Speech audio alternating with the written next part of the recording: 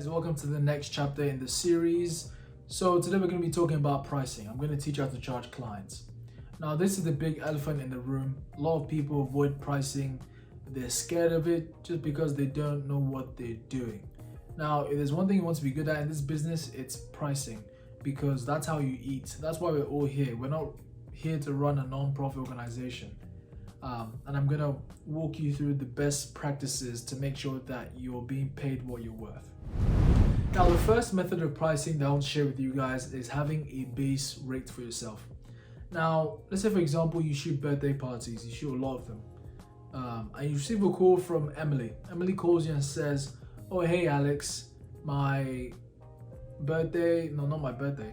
I'm throwing a surprise birthday party for my sister on Friday. And we need you just to cover the special moments and capture the moment for us." You'll say, "Sure, definitely I can help you out. My base fee, my base price is $300 for that." Now, one thing that you want to take note of when you're picking a base price for yourself is you want to make sure that you're very, very happy with that base price. You want to make sure that you're very, very happy with that base price, because the thing is, you're going to have to use that base price for a long time. Now, let's say you want to increase your price, you go to workshops, you do some research, you learn, you improve your skills, your photography becomes even better. You're obviously going to want to charge more money, right? But it's going to be a problem, especially with old clients. Let's say I shoot a house. I'm a real estate photographer and I shoot a house for $300 per house. And I've been working with Tom for 8 years, and all of a sudden I tell him, I don't charge $300 anymore, I charge $800. He's gonna be a bit annoyed by that. So he's gonna say, "Well, I'm working for you for the past 8 years, you charged me $300 and now you want to charge me 2-3 times the price? No way." And it's gonna be an issue. So I would say, when you're picking a base price for yourself, make sure it's something that you're happy with and something that you can maintain for a while at least. Now, another method that you can employ under setting your base fee is having a half day rate and a full day rate. So let's say you have commercial work, maybe for a model or a company, and they need you to shoot this campaign, right? You can definitely think about how long the shoot is going to take you. So a half day is 4 hours, a full day is 8 hours, sometimes it gets to 10 hours. But you can say, okay, fine, this shoot is going to take me, let's say you charge let's say you're thinking about charging $100 an hour. This shoot is going to take me 4 hours. Okay, I want to charge $400 for that. And then you think about how long it's going to take you to work, to edit, all the pictures that you take in 4 hours. And then you can come up with that price and deliver it to the client. So for example, if I receive, now this is just an example, if I receive an offer like that, I say definitely, my half day rate is $500, right? And I'm going to give you all the pictures. I'm going to work on all the pictures that we can squeeze in within the half day, and I'll deliver them to you. That's going to be $500. And let's say they want me to shoot for the whole day, which can be from 8 hours to 10 hours. I can say, well, that's going to be an easy $1,000, right? And above. I'm going to give you all the pictures that we work on, that we can squeeze into the whole day, and yeah, that's it. So you can also work with half day rates and full day rates, but that's very specific.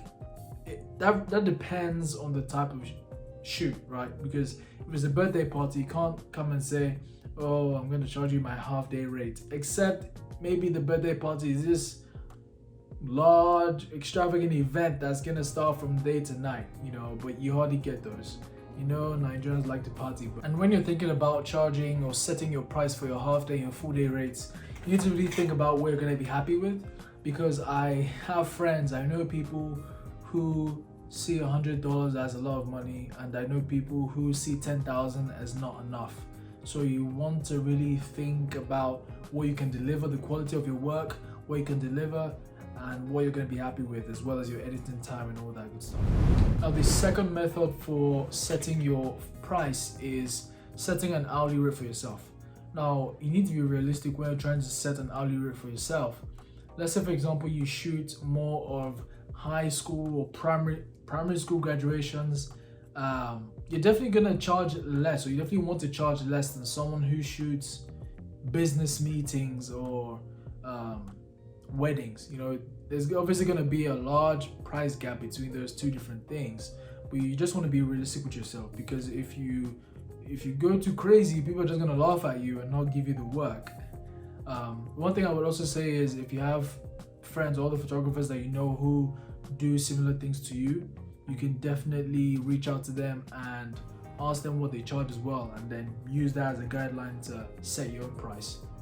Another thing to consider when trying to set your hourly rate is you need to also consider your editing time. So you have a shoot with the client wants you for 2 hours, you charge $100 per hour, that's $200. And then, the client agrees to work with you, they pay you the money, you feel good, you go for the shoot, you work your ass off, and then you're back home. And it takes you 3 hours, 4 hours to edit those pictures, and then you send the pictures to the client. Now the client likes some of them, but they tell you, well, can you change this, or can you help me edit some of these in black and white, or can you help me fix my hair this way, or whatever. And then you have a bunch of images that you need to work on again. That's still time that you're using to work on your client's pictures, right? And that's time that you should be paid for. When I started working, I didn't think about my editing time. I just charged clients for the time I was there shooting them, and then I'll get back home and start editing for hours, and I would just be upset because I didn't think about that. That's something that you need to put in your contract, right? But yeah, think about your editing time, because if you don't, you're just going to be annoyed working on thousands of pictures and not getting compensated for that, because it's work. Editing, exporting, importing, sending, converting, speaking to your client over the phone, talking about changes, it's all work and it's all time that you need to get paid for. Now, another method that you can employ when trying to figure out how to charge clients is asking for their budget. Now, I know that some of you have already dismissed me, you've already dismissed this point, and you're like, how can you ask me to ask my clients for their budget, because the book can give you ridiculous prices? I understand where you're coming from. I do. I have many horror stories from both me and my friends. But in recent times, ever since I started asking clients for their budget, it's actually been in my favor. Let's say, for example, you get a call from a client saying, oh, hey Alex, I have a job for you, it's a bit of emergency. I have a wedding this Saturday and I need you to please help me cover the groom's mother's family. They're coming from Lagos, right? I just need you to focus on them. And yeah, can you help us? I can definitely say, oh yeah, sure. You can say, I can definitely help you with that. You ask them, what's your budget? And they say it's $1,000. Well, Alex was gonna charge them $200, and now that they said $1,000, that's great, because they're gonna pay you, or you've made more than 3 times what you were gonna charge them initially. Now, on the negative side of things, let's say they tell you $100 is $75. You can then tell them about your actual price and say, oh well, I actually charge $200 for this service, and then you can talk with them and negotiate and see if they can work with you. If not, that's not a problem. What you can then do is say, well, it looks like we're not the right fit, but what I can do for you is refer you to another photographer who is competent as well, who might be able to work with your price. Now, even if you don't end up working with them, it's still a good situation, because the interaction was still positive. You refer them to someone else who could help them. The other photographer is going to appreciate the fact that you remember them and you're able to give them a client. And next time, when they actually need someone like you and they can actually afford your budget, they can go with you, right? It's just a win-win situation, and asking for budgets really helps. Now, one thing I actually did was I went to my website and I actually added a budget inquiry line. So when you go to my website and you try to book me, there are various things that you have to fill out. There's name, email address, and the preferred date. There's your budget, there's your story, but you definitely want to make sure on that page that you don't make, well, I'm going to cover this later, but you want to make sure that you only make the essential pieces of information compulsory for them to fill out. The budget aspect isn't compulsory on my page, but most people always fill it out, and people are gonna tell you what their budget is 99% of the time, and from there you can easily navigate the conversation and see if you can work with them or not. Now, I actually remember when I was in Leeds City back in Nigeria, Leeds City University back in Nigeria before I left. I got a request from one of my classmates. He wanted me to have a photo shoot with him. It was gonna be a portrait session. Just a quick thing for his social media page. I'm not gonna say his name, but if he's watching, he knows himself.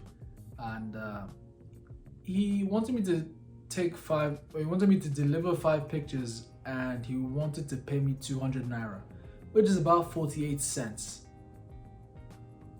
48 cents. Oh Lord, so that was like a slap on the face. That's one of the crazy responses I've gotten from clients when I ask them for their budget. But besides that, most of the time it's been good. But yeah, I mean, it's either or. You can get some ridiculous prices like that, or you can actually get some good interactions. So alright guys, click on this video to learn how to set up your photography website. But before you leave, don't forget to leave a like down below, don't forget to comment, don't forget to subscribe and share with your friends, and I'll see you in this video.